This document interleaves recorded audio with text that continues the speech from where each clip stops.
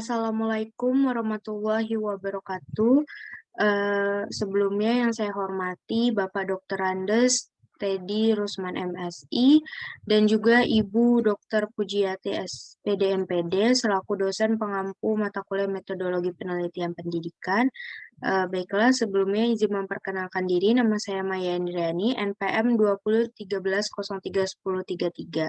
Di sini saya akan memenuhi tugas mata kuliah Metodologi Penelitian Pendidikan, yaitu menyusun proposal penelitian yang berjudul Pengaruh Disiplin Belajar, Lingkungan Belajar, dan Variasi Mengajar Guru terhadap Prestasi Belajar Siswa-Siswi kelas 10 IPS, mata pelajaran Ekonomi SMA Negeri 6 Metro.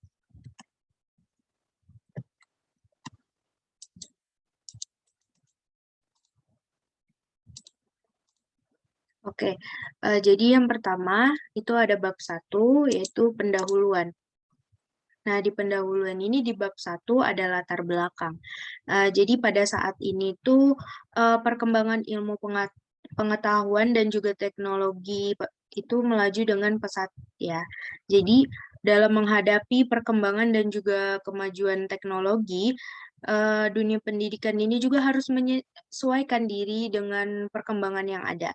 Nah, terkait dengan masalah tersebut, sepertinya dunia pendidikan kita ini sedang menghadapi tantangan yang berat dan juga kompleks dalam menyiapkan sumber daya manusia yang berkualitas. Nah, sumber daya manusia yang berkualitas ini dibutuhkan untuk menghadapi perkembangan dan juga kemajuan teknologi yang ada agar mampu bersaing dan bersaing di era global. Nah, salah satu yang menjadi masalah besar dalam bidang pendidikan di Indonesia ini adalah rendahnya mutu pendidikan yang tercermin dari rendahnya rata-rata prestasi belajar siswa, khususnya siswa SMA. Nah, adapun upaya yang telah dilakukan pemerintah itu seperti mengadakan penyempurnaan kurikulum, mengadakan penataran bagi guru untuk meningkatkan kelas kualifikasi guru, dan lain-lainnya. Nah, pendidikan ini merupakan usaha agar manusia ini dapat mengembangkan potensi dirinya melalui proses pembelajaran. Nah, tujuan dari eh, proses pembelajaran ini yaitu supaya supaya kita dapat memperoleh hasil belajar yang memuaskan. Nah, keberhasilan belajar siswa dapat kita ketahui dari penguasaan materi pelajaran yang dipelajarinya dengan ditunjukkan oleh nilai yang diperoleh siswa dalam mata pelajaran yang bersangkutan. Nah, untuk memperoleh hasil belajar yang baik, terdapat banyak faktor yang mempengaruhinya, yaitu ada faktor yang berasal dari dalam diri siswa, serta faktor yang berasal dari luar diri siswa. Nah, kedisiplinan ini merupakan faktor yang berasal dari dalam diri siswa yang dapat mempengaruhi pencapaian dari prestasi belajar siswa. Dengan semakin tinggi kedisiplinan belajar siswa, maka akan semakin semakin baik prestasi belajar yang diraihnya. Nah, selain masalah kedisiplinan, sepertinya lingkungan belajar siswa ini juga ikut berperan penting ya dalam mempengaruhi prestasi belajar siswa. Nah, lingkungan belajar dalam kelas misalnya, seperti unsur-unsur dari guru, fasilitas belajar, peralatan, dan juga perlengkapan serta individu siswa lainnya. Nah, sepertinya guru ini sebagai komponen manusiawi dalam proses pembelajaran yang mempunyai peran penting dan juga berpengaruh cukup besar terhadap prestasi belajar siswa. Nah, untuk itu, kemampuan mengajar seorang guru ini juga diuji untuk menghadapi kenyataan yang ada. Jadi, guru ini harus berperan secara aktif dan juga menempatkan diri dalam kedudukannya sebagai tenaga profesional sesuai dengan tuntutan masyarakat. Nah, dalam mengajar ini, guru juga harus dapat menarik perhatian siswa dan juga membangkitkan semangat untuk belajar dengan cara menciptakan variasi dalam mengajar supaya siswa ini nggak mengalami kejenuhan dan kebosanan dalam pembelajaran. Nah, kemudian berdasarkan latar belakang tersebut, maka saya akan melakukan penelitian dengan judul Pengaruh Disiplin Belajar, Lingkungan Belajar, dan Variasi Mengajar Guru Terhadap Prestasi Belajar Siswa-siswi kelas 10 IPS mata pelajaran Ekonomi SMA Negeri 6 Metro. Nah, adapun dari bab 1 yaitu identifikasi masalah, yaitu berdasarkan latar belakang tersebut, identifikasi masalah dalam penelitian ini yaitu rendahnya disiplin belajar yang dimiliki siswa, kurang mendukungnya lingkungan belajar yang ada di sekitar siswa, kurangnya variasi mengajar guru dalam pembelajaran di kelas, rendahnya prestasi belajar siswa, rendahnya aktivitas siswa dalam proses pembelajaran, dan kurangnya partisipasi siswa dalam proses pembelajaran. Nah, kemudian ada batasan masalah. Berdasarkan latar masalah dan juga identifikasi masalah yang udah dijelaskan, maka penelitian ini hanya dibatasi oleh variabel disiplin belajar atau X1, lingkungan belajar atau X2, variasi mengajar guru atau X3, dan prestasi belajar atau Y. Tujuan dari pembatasan masalah ini itu supaya penelitian menjadi lebih terarah sehingga didapat gambaran yang lebih jelas dengan data yang akurat. Nah, selanjutnya itu ada rumusan masalah. Berdasarkan latar belakang, tadi saya menemukan permasalahan yaitu prestasi belajar siswa yang masih belum optimal. Nah, pengaruh dari prestasi belajar siswa ini karena kurangnya kedisiplinan siswa di sekolah, kemudian keterbatasan dalam banyak hal yang berkaitan dengan lingkungan belajar yang efektif di sekolah. Dengan berbagai keterbatasan tersebut, guru di sekolah ini tampaknya harus bekerja keras untuk mengatasi berbagai macam kendala yang ada, serta guru ini nggak semata-mata berperan sebagai tenaga pengajar aja, yang hanya melakukan aktivitas yang berkaitan dengan transfer of knowledge, tetapi juga berperan sebagai pendidik yang melakukan transfer of value dan sekaligus sebagai pembimbing yang memberikan pengarahan dan menuntun semua siswa dalam belajar. Nah, jadi, rumusan masalahnya itu, apakah terdapat pengaruh disiplin belajar terhadap prestasi belajar siswa pada mata pelajaran ekonomi kelas 10 SMA Negeri 6 Metro? Kemudian, apakah terdapat pengaruh lingkungan belajar terhadap prestasi belajar siswa pada mata pelajaran ekonomi kelas 10 SMA Negeri 6 Metro? Apakah terdapat pengaruh variasi mengajar guru terhadap prestasi belajar siswa pada mata pelajaran ekonomi kelas 10 IPS SMA Negeri 6 Metro? Dan apakah terdapat pengaruh disiplin belajar, lingkungan belajar, dan variasi mengajar guru terhadap prestasi belajar siswa pada mata pelajaran ekonomi kelas 10 SMA Negeri 6 itu? Lalu ada tujuan penelitian. Nah, tujuannya itu untuk mengetahui apakah terdapat pengaruh disiplin belajar terhadap prestasi belajar siswa, kemudian untuk mengetahui apakah terdapat pengaruh lingkungan belajar terhadap prestasi belajar siswa, kemudian untuk mengetahui apakah terdapat pengaruh variasi mengajar guru terhadap prestasi belajar siswa, dan yang terakhir untuk mengetahui apakah terdapat pengaruh disiplin belajar, lingkungan belajar, dan variasi mengajar guru terhadap prestasi belajar siswa pada mata pelajaran ekonomi kelas 10 SMA Negeri 6 Metro. Lalu ada pun manfaat penelitian. Jadi penelitian ini diharapkan dapat memberikan manfaat sebagai berikut, yaitu secara teoritis.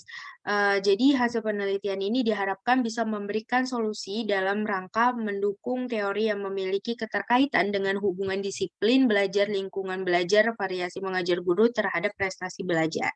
Nah, selain secara teoritis, adapun secara praktis, yaitu terbagi menjadi 3, bagi guru, bagi peneliti, dan juga bagi sekolah. Yang pertama yaitu bagi guru.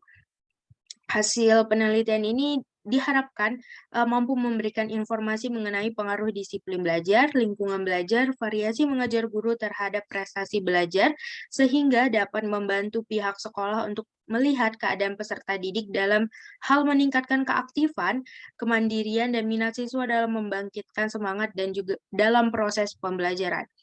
Lalu ada bagi peneliti, ini penelitian ini mampu memberikan penambahan pengetahuan ataupun wawasan yang berkaitan dengan faktor-faktor apa saja yang dapat mempengaruhi prestasi belajar. Dan yang terakhir bagi sekolah, yaitu harapan penelitian ini bisa membantu sekolah untuk memberikan peningkatan dalam belajar, kreativitas, keaktifan, kemandirian, kedisiplinan, dan minat siswa guna memaksimalkan prestasi belajar. Selanjutnya yaitu ruang lingkup penelitian. Jadi pada penelitian ini ruang lingkupnya ada objek penelitian, yaitu disiplin belajar, lingkungan belajar, variasi mengajar guru, dan prestasi belajar. Kemudian subjek penelitiannya yaitu siswa kelas 10 IPS SMA Negeri 6 Metro. Tempat penelitiannya di SMA Negeri 6 Metro. Waktu penelitiannya ini terlaksana pada semester ganjil tahun pelajaran 2022-2023. Nah, bidang ilmu penelitiannya yaitu ilmu pendidikan. Oke, selanjutnya itu ada bab 2 yang terkait dengan tinjauan pustaka, kerangka pikir, dan juga hipotesis.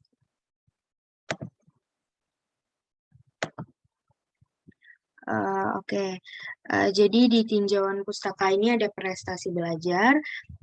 Menurut TU 2004, prestasi adalah hasil yang dicapai seseorang ketika mengerjakan tugas atau kegiatan tertentu. Nah, sementara itu menurut Darsono tahun 2000 adalah suatu tingkah laku atau kegiatan dalam rangka mengembangkan diri baik dalam aspek kognitif, psikomotorik maupun sikap. Selanjutnya menurut Kamus Pedagogik dalam Zainal Akib 2002 dikatakan bahwa belajar adalah berusaha memiliki pengetahuan atau kecakapan. Nah, yang dimaksud dengan prestasi belajar adalah istilah yang telah dicapai individu sebagai usaha yang dialami secara langsung serta merupakan aktivitas yang bertujuan untuk memperoleh ilmu pengetahuan, keterampilan, kecerdasan, kecakapan, dan sebagainya dalam keadaan kondisi serta situasi tertentu. Itu menurut Depdikbud tahun 1984.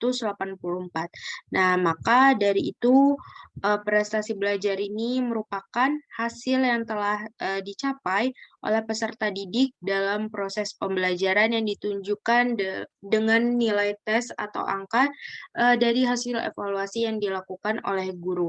Nah, jadi prestasi belajar siswa terfokus pada nilai atau angka yang dicapai oleh siswa dalam proses pembelajaran di sekolah. Nah, nilai tersebut terutama dilihat dari aspek kognitifnya, karena aspek ini yang sering dinilai oleh guru untuk mengetahui penguasaan pengetahuan yang dijadikan sebagai ukuran pencapaian hasil belajar siswa.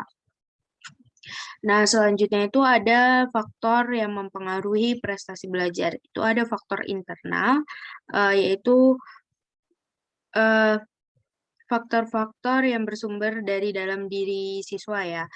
Jadi ada aspek fisiologis yang bersifat jasmani, seperti misalnya tingkat kesehatan indera pendengaran, penglihatan, kelelahan, dan sebagainya. Nah, kemudian ada faktor psikologis yang termasuk ke dalam faktor psikologis ini yaitu suasana hati, motivasi, minat dan kebiasaan belajar, tingkat kecerdasan, sikap siswa, bakat siswa, minat siswa, disiplin dan lain-lainnya. Kemudian faktor eksternal itu faktor-faktor yang bersumber dari luar diri siswa, seperti lingkungan sosial. Yang termasuk ke dalam lingkungan sosial ini seperti guru, staf administrasi, dan teman sekelas yang dapat mempengaruhi semangat belajar siswa, keluarga, dan masyarakat. Nah, kalau lingkungan non-sosial yaitu yang termasuk ke dalam lingkungan non-sosial ini, baik fisik maupun non-fisik, antara lain gedung sekolah, dan letaknya, rumah tempat tinggal siswa dan letaknya, alat-alat belajar, keadaan cuaca, dan waktu belajar yang digunakan siswa. Selanjutnya itu ada disiplin belajar. Nah, jadi menurut Amri, disiplin belajar itu adalah sikap yang terbentuk melalui proses dari serangkaian perilaku yang menunjukkan nilai-nilai individu, ketaatan, dan ketentuan berdasarkan acuan nilai moral individu untuk memperoleh perubahan tingkah laku yang mencakup perubahan berpikir, adanya sikap berupa tindakan yang sesuai dengan peraturan dan ketentuan telah ditetapkan seseorang dalam belajar secara konsisten dan konsekuen dalam usaha untuk mendapatkan kepandaian ilmu. Nah, jadi prestasi belajar siswa-siswi ini dipengaruhi oleh disiplin belajar. Nah, seperti dikemukakan oleh Amri 2013, itu semakin tinggi disiplin belajar seorang siswa-siswi, akan semakin tinggi prestasi belajar yang diperoleh. Sebaliknya, semakin rendah disiplin belajar, akan semakin rendah prestasi belajar yang dicapai. Nah, maka dapat diambil kesimpulan bahwa disiplin belajar ini yaitu perwujudan dari sikap, tingkah laku, dan juga perbuatan seseorang yang tumbuh dari dalam kesadaran dirinya untuk belajar dengan mematuhi dan melaksanakan segala macam peraturan yang berlaku baik di sekolah maupun di rumah. Nah, adapun faktor yang mempengaruhi disiplin belajar yaitu ada kesadaran diri, lalu ada pengikut dan ketaatan, alat pendidikan, hukum sebagai upaya menyadarkan, lalu teladan perbuatan dan tindakan, lingkungan berdisiplin dan latihan berdisiplin. Nah, selanjutnya itu ada lingkungan belajar. Nah, menurut Hamalik menyatakan bahwa belajar adalah suatu proses perubahan tingkah laku individu melalui interaksi dengan lingkungannya. Sementara itu, inti dari belajar adalah pengalaman dan pengalaman ini diperoleh melalui interaksi dengan lingkungan, baik lingkungan fisik maupun sosial. Nah, sementara menurut Rohani 2004, lingkungan belajar ini didefinisikan sebagai segala sesuatu yang dapat mendukung pembelajaran itu sendiri yang dapat difungsikan sebagai sumber pembelajaran atau sumber belajar.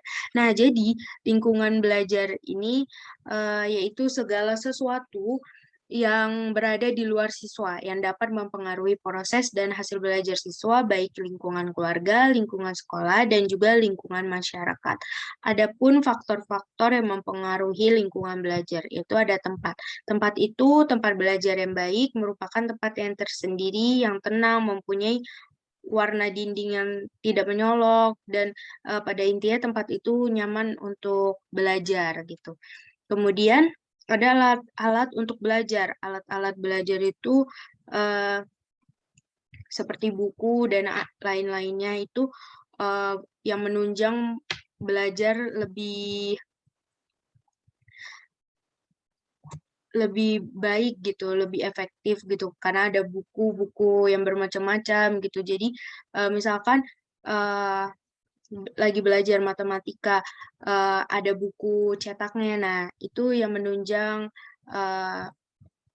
lingkungan belajar gitu kan. Nah, terus lalu ada suasana. Nah, suasana belajar ini yaitu berbagai elemen atau aspek dalam lingkungan yang ada dalam proses pembelajaran siswa. Nah, kemudian ada waktu. Waktu itu penempatan waktu belajarnya itu misalkan dari jam berapa sampai jam berapa belajarnya gitu. Nah, terus ada pergaulan. Pergaulan ini yang penting sih.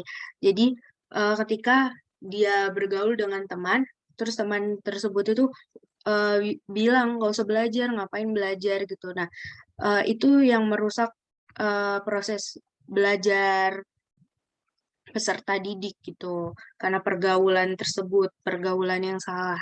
Nah, selanjutnya itu ada variasi mengajar guru. Jadi variasi mengajar guru itu suatu kegiatan guru dalam proses interaksi pembelajaran yang ditujukan untuk mengatasi kebosanan siswa dengan menciptakan lingkungan yang mendorong dan memungkinkan untuk berlangsungnya proses belajar melalui perubahan dalam gaya mengajar, media yang digunakan berganti-ganti, dan ada perubahan dalam pola interaksi antar siswa dan guru. Nah, kemudian ada komponen dari variasi mengajar. Itu ada variasi mengajar guru variasi gaya mengajar guru. Nah, itu ada variasi suara, penekanan, pemberian waktu, kotak pandang, gerakan anggota badan, dan pergantian posisi. Kemudian ada variasi media dan bahan ajar, itu variasi media pandang, variasi media dengar, variasi media taktil. Dan yang terakhir itu ada variasi interaksi. Yang dimaksud dengan variasi interaksi itu eh, frekuensi atau banyak sedikitnya pergantian aksi antara guru dengan siswa dan siswa dengan siswa secara tepat gitu. Nah, selanjutnya itu di bab 2 ini juga ada penelitian yang relevan, yaitu penelitian yang dilakukan Solihah Amilatus dan Riza Yonisa Kurniawan tahun 2016 dengan judul Analisis Pengaruh Motivasi Belajar dan Lingkungan Belajar Terhadap Hasil Belajar. Nah, berdasarkan pembahasan di atas, maka peneliti ini mempunyai beberapa saran bahwa siswa hendaknya meningkatkan motivasi belajar karena masih ada banyak siswa yang kurang memiliki motivasi belajar seperti keinginan belajar yang kurang tekun dan giat dalam belajar serta kurang menyadari akan pentingnya belajar. Nah, guru ini juga hendaknya menjalin kerjasama yang lebih baik lagi dengan para orang tua siswa dalam meningkatkan hasil belajar siswa eh, karena orang tua siswa jarang memberikan motivasi pada anaknya, kurang menanyakan tugas-tugas sekolah anaknya, dan fasilitas yang disediakan juga kurang lengkap. Nah, yang terakhir itu saran dari peneliti, peneliti tadi yaitu pihak sekolah supaya ikut serta dalam menciptakan lingkungan belajar siswa agar lebih kondusif dan memadahi sebagai tempat belajar seperti penyediaan sarana prasarana yang lebih baik dari sebelumnya. Kemudian ada penelitian yang dilakukan oleh Lestari A. Sugeng 2019 dengan judul Pengaruh Disiplin Belajar Lingkungan Sosial dan Variasi Gaya Mengajar Guru Terhadap Hasil Belajar Matematika Siswa Kelas 11 IPA SMA Negeri 5 Samarinda. Nah, saran dari beliau yaitu peranan disiplin belajar, lingkungan sosial di sekolah, dan variasi gaya mengajar guru ini terhadap hasil belajar matematika siswa SMA kelas 11 IPA secara signifikan. Oleh karena itu, pada diri siswa ini perlu dimotivasi pentingnya disiplin belajar dan perlunya ada perhatian lebih dari pimpinan lembaga sekolah terhadap lingkungan sosial serta adanya variasi guru dalam mengajar matematika gitu. Terus selanjutnya ada penelitian yang dilakukan oleh Sirait Erlando Doni 2016 dengan judul Pengaruh Minat Belajar Terhadap Prestasi Belajar Matematika. Nah, terdapat hubungan yang signifikan antara minat belajar terhadap prestasi belajar matematika. Nah, saran dari beliau yaitu guru ini harus lebih mengetahui faktor internal dan faktor eksternal yang berada dalam diri siswa agar guru dapat mengetahui perkembangan minat belajar siswa selama dalam proses kegiatan belajar mengajar. Guru harus memberikan pembelajaran yang menarik dan juga kreatif sehingga siswa ini berminat dalam mengikuti kegiatan belajar mengajar dengan baik. Lalu orang tua ini sebaiknya menyediakan sarana dan prasarana yang dibutuhkan oleh anak sehingga anak ini dapat berminat untuk melakukan pembelajaran yang efektif di lingkungan rumahnya. Dan yang terakhir, orang tua ini sebaiknya memberikan kepercayaan kepada anak untuk memilih apapun yang sesuai dengan minat anak tersebut. Nah, oke, selanjutnya di bab 2 ini juga ada kerangka pikir. Jadi belajar ini dapat dikatakan berhasil apabila peserta didik ini dalam belajar dapat melakukan secara intensif, konsisten, dan dilakukan dengan seoptimal mungkin. Nah, sehingga diperoleh suatu perubahan tingkah laku yang bersifat tetap dalam pengetahuan, pemahaman, dan sikap dalam diri peserta didik. Nah, faktor-faktor yang dapat mempengaruhi prestasi belajar siswa yaitu yang berasal dari dalam diri siswa atau faktor internal dan ada juga faktor yang berasal dari luar diri siswa atau eksternal, yaitu disiplin belajar siswa, lingkungan belajar, dan variasi mengajar guru dalam proses belajar mengajar. Nah, kemajuan belajar siswa Ini sangat erat kaitannya dengan disiplin belajar, siswa, lingkungan belajar, dan variasi mengajar guru.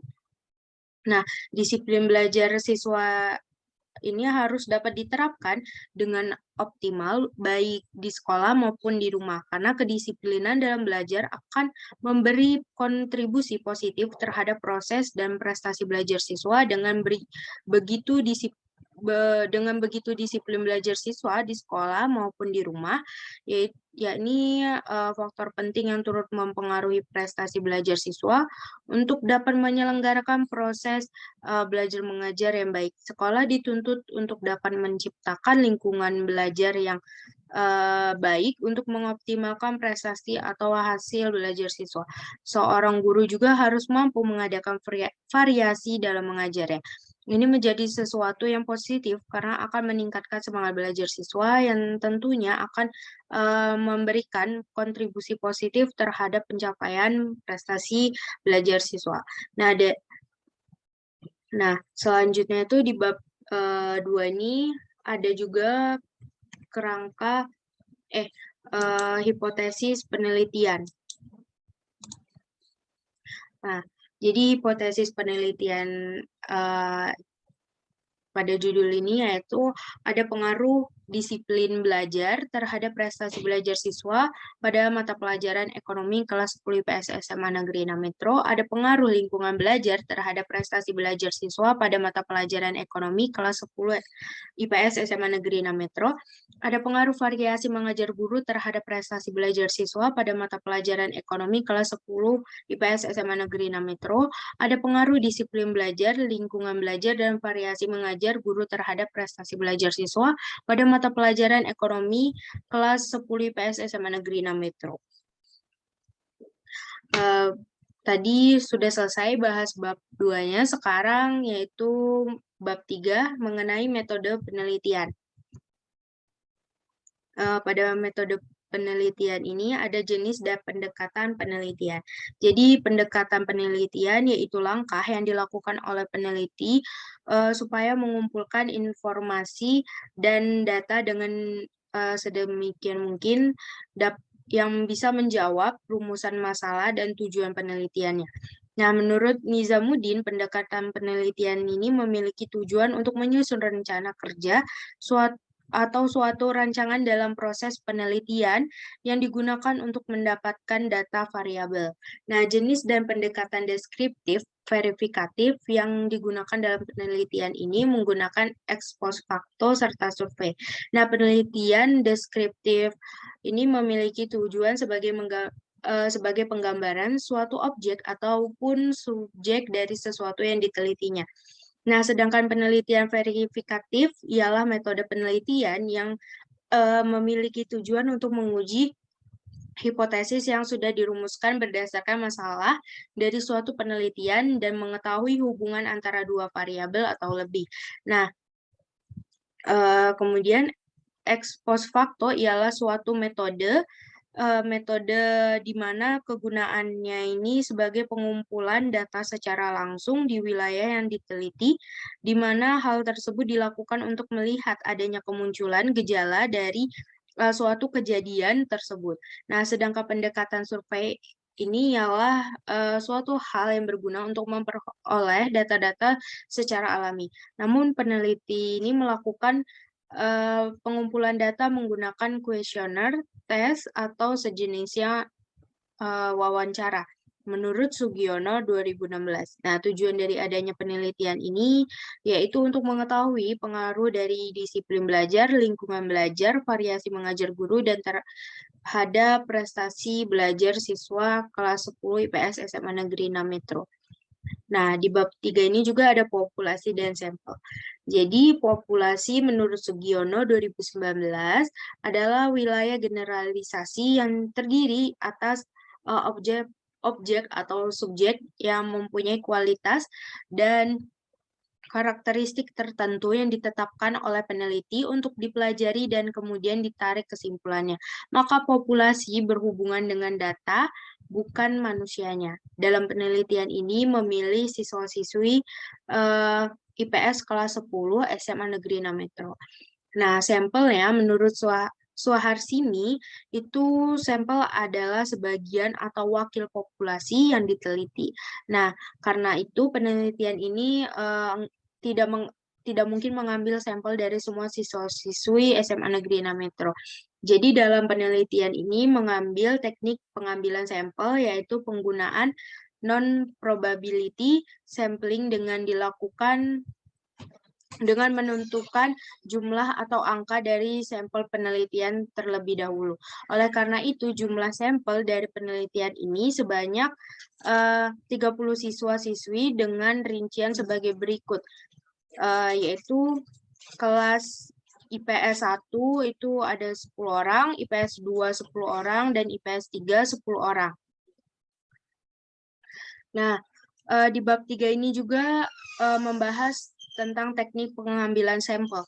Jadi pengambilan sampel dalam penelitian ini menggunakan metode probability sampling, di mana teknik simple random sampling yang digunakan. Dikatakan simple dikarenakan cara mengambil sampel dari anggota populasinya ini dilakukan secara acak, tidak memperhatikan level pada populasi tersebut. Menurut Ansori, Muslich, Sri Iswati, tahun 2017.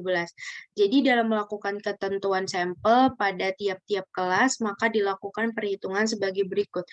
Jumlah sampel sama dengan jumlah siswa setiap kelas dibagi jumlah populasi dikali jumlah sampel. Oke, di bab 3 ini juga membahas variabel penelitian.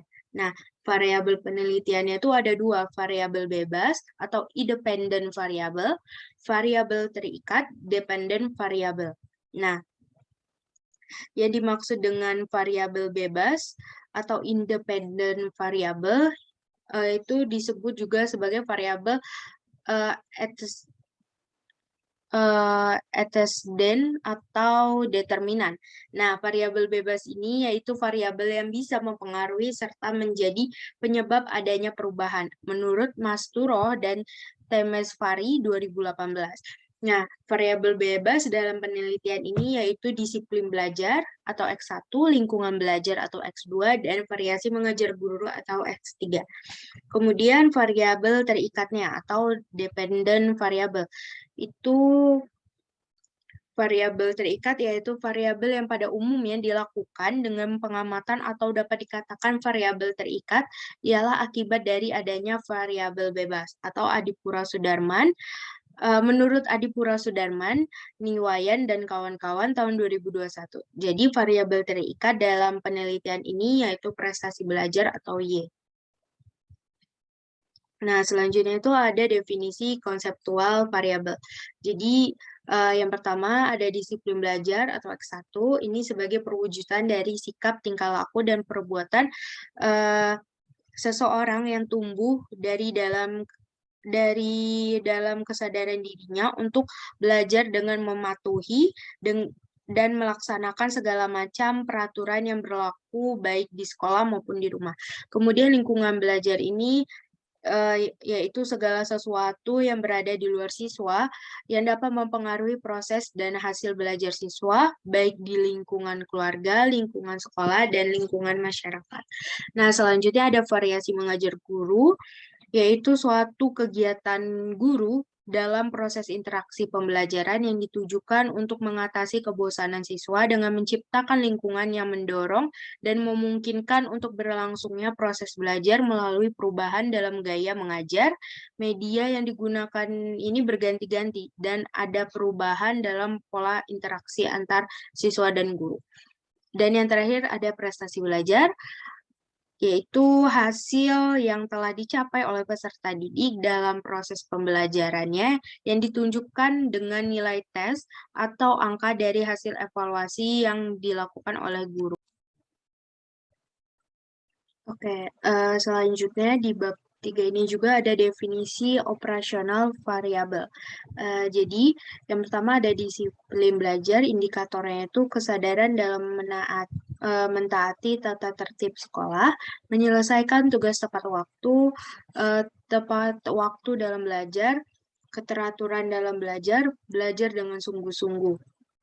Kemudian yang kedua ada lingkungan belajar, yaitu indikatornya cara orang tua mendidik anak, masyarakat di sekitar tempat tinggal siswa, teman bergaul siswa, hubungan siswa dengan siswa, siaran televisi, suasana rumah, keadaan ekonomi keluarga, keadaan gedung sekolah, dan letaknya. Selanjutnya ada variasi mengajar guru, yaitu indikatornya variasi gaya mengajar, variasi penggunaan media, variasi metode mengajar. Dan yang terakhir ada prestasi belajar, indikatornya yaitu siswa mendapat pengetahuan akademik melalui metode pembelajaran, sikap, nilai, keyakinan, dan yang berperan penting dalam perubahan tingkah laku. Nah, jadi menurut Sugiono 2017, definisi operasional itu merupakan penentuan kontrak atau sifat yang akan dipelajari agar menjadi variabel terukur. Nah, definisi operasional ini diperlukan untuk memfasilitasi pemahaman dan menghindari berbagai persepsi pada penelitian ini. Nah, definisi operasional variabel terdiri dari 3 variabel bebas dan 1 variabel terikat. Jadi penelitian ini menggunakan skala Likert dengan interval dengan pendekatan skala Likert.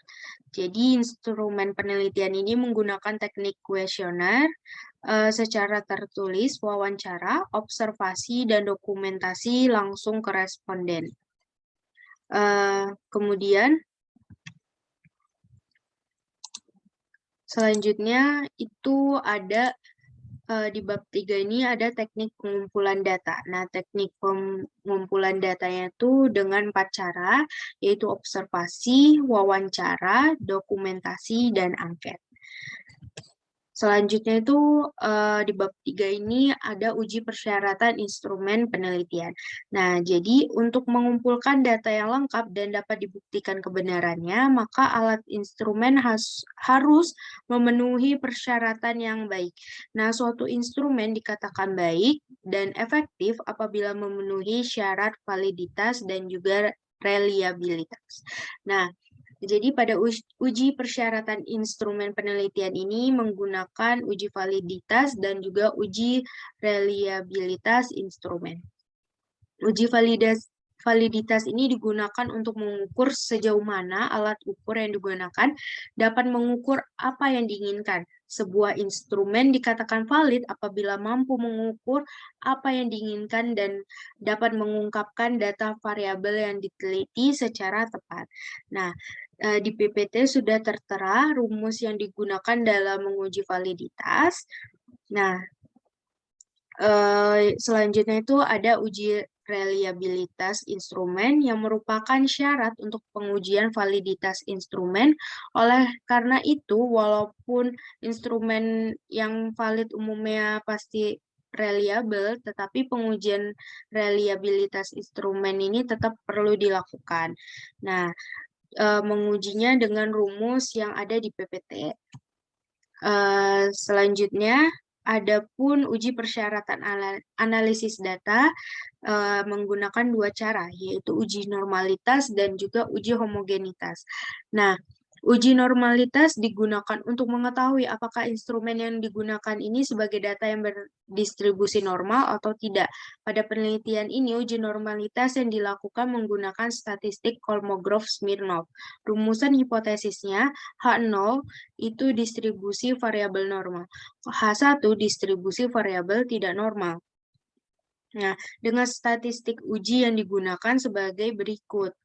Nah, jadi jika D itu lebih kecil dari D tabel, lebih kecil sama dengan D tabel, maka terima H0 dan tolak H1.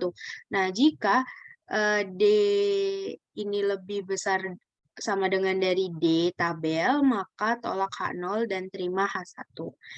Nah, kemudian uji persyaratan analisis data ini menggunakan uji homogenitas juga. Jadi uji homogenitas ini juga digunakan untuk mengetahui apakah data sampel yang diperoleh ini berasal dari populasi yang bervarians, homogen atau tidak.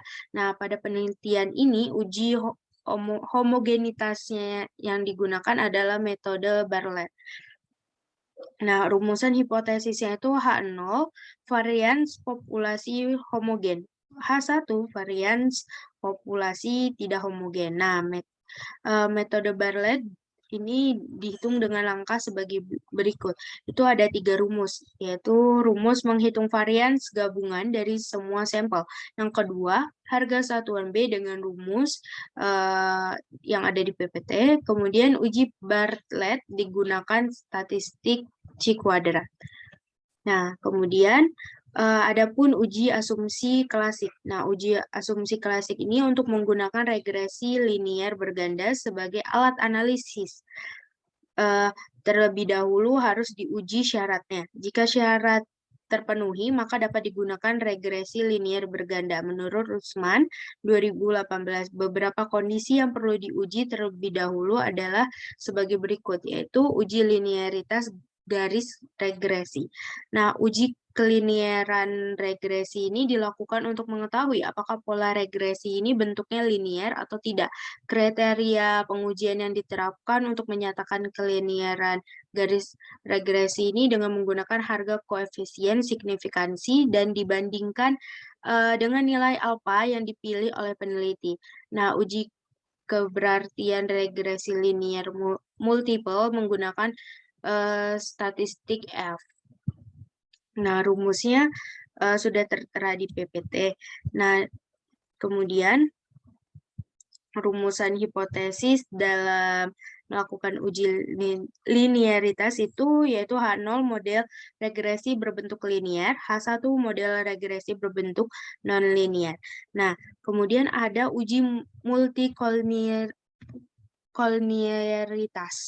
Nah, uji multikolinearitas ini digunakan untuk membuktikan atau menguji ada tidaknya hubungan yang linear antara variabel bebas yang satu dengan variabel bebas lainnya. Nah, untuk mengetahui ada atau tidaknya korelasi antara variabel bebas dan dapat diketahui menggunakan statistik korelasi produk momen dari Pearson dengan rumus yang tertera di PPT tersebut. Nah, kemudian rumusan hipotesis dari uji multikolinearitas yaitu H0 ini tidak terdapat hubungan antara variabel independen, H1-nya terdapat hubungan antara variabel independen. Dengan kriteria pengujiannya itu apabila R hitung lebih kecil dari R tabel dengan DKN dan alfa 0,05, maka H0 diterima. Berarti tidak terjadi multikorelasi dan sebaliknya. Apabila R hitung ini lebih besar dari R tabel dengan DKN dan alfa 0,05, maka H0 ditolak dan H1 diterima. Berarti terjadi multikorelasi. Nah, selanjutnya itu ada uji autokorelasi. Nah, pengujian ini digunakan untuk mengetahui apakah terjadi korelasi di antara data pengamatan atau tidak.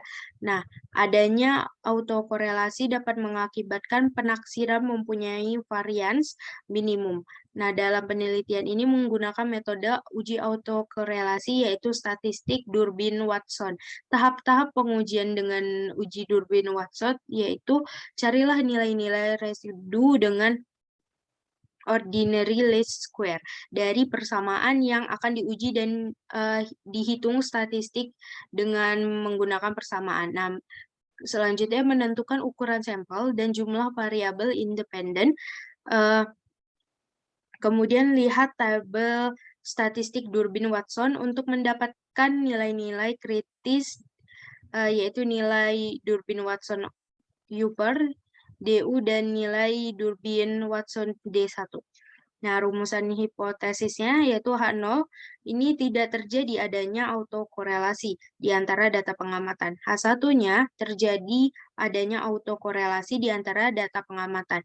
Dengan kriteria pengujian apabila nilai statistik Durbin-Watson berada di antara angka 2 atau mendekati angka 2 dapat dinyatakan data pengamatan tersebut tidak memiliki autokorelasi. Nah, selanjutnya ada uji heteroskedasitas. Nah, uji heteroskedasitas ini digunakan untuk mengetahui apakah variasi residual absolut sama atau tidak sama untuk semua pengamatan. Nah, kriteria yang digunakan ini untuk menyatakan apakah terjadi heteroskedasitas atau tidak menggunakan harga koefisien signifikansi dengan membandingkan tingkat alfa yang ditetapkan, maka dapat dinyatakan tidak terjadi heteroskedasitas di antara data pengamatan. Nah, pengujian rank korelasi Spearman ini didefinisikan sebagai berikut, yaitu dengan rumus yang tertera di PPT. Dengan rumusan hipotesisnya, H0 tidak ada hubungan yang sistematik antara variabel yang menjelaskan dan nilai mutlak dari residual. H1 ada hubungan yang sistematik antara variabel yang menjelaskan dan nilai mutlak dari residual. Kemudian di bab 3 ini juga ada pengujian hipotesis, yaitu dengan uji regresi linier sederhana. Nah, pada pengujian hipotesis adalah suatu prosedur yang dilakukan dengan tujuan memutuskan apakah menerima atau menolak hipotesis mengenai parameter populasi. Nah, hipotesis memberi terkaan pada hubungan antar variabel dan harus diuji tingkat validitasnya. Nah, pengujian hipotesis yaitu menggunakan uji regresi linier sederhana. Nah, uji ini dilakukan guna mengetahui pengaruh antar variabel bebas terhadap variabel terikat. Nah, hipotesis diuji menggunakan statistik T yang berkaitan dengan regresi linier. Adapun persamaan umum yang digunakan adalah Y sama dengan alpha ditambah BX. Nah, nilai A dan B dicari dengan menggunakan rumus yang ada di PPT. Nah, selanjutnya yaitu dengan uji regresi linier multiple. Nah, penulis dalam uji ini berdasarkan persamaan regresi multiple, yaitu dengan rumus berikut. Kemudian setelahnya dilakukan uji F, di mana uji ini secara simultan terhadap koefisien regresi.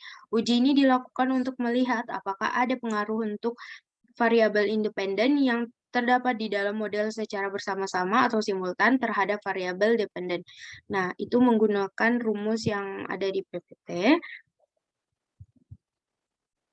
Nah, kemudian penetapan tingkat signifikansi pada uji regresi linear multiple, yaitu uji dalam hipotesis ini dilakukan menggunakan tingkat signifikasi sebesar 0,05 atau alpha sama dengan 0 atau tingkat keyakinan sebesar 0,95. Di dalam ilmu-ilmu sosial tingkat signifikasi 0,05 sudah sering digunakan karena dianggap cukup tepat untuk mewakili hubungan antar variabel yang diteliti. Kemudian penetapan kriteria penerimaan dan penolakan hipotesis. Hipotesis yang sudah ditetapkan sebelumnya kemudian diuji dengan menggunakan metode pengujian statistik uji T dan uji F dengan kriteria penerimaan dan penolakan hipotesis, yaitu uji T itu, kalau uji T itu H0 diterima jika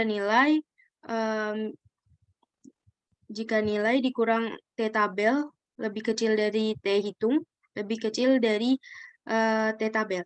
Kemudian H0 ditolak jika nilai T hitung lebih kecil dari T tabel atau T hitung dikurang T tabel. Nah, uji F-nya itu H0 ditolak jika F hitung lebih besar dari F tabel.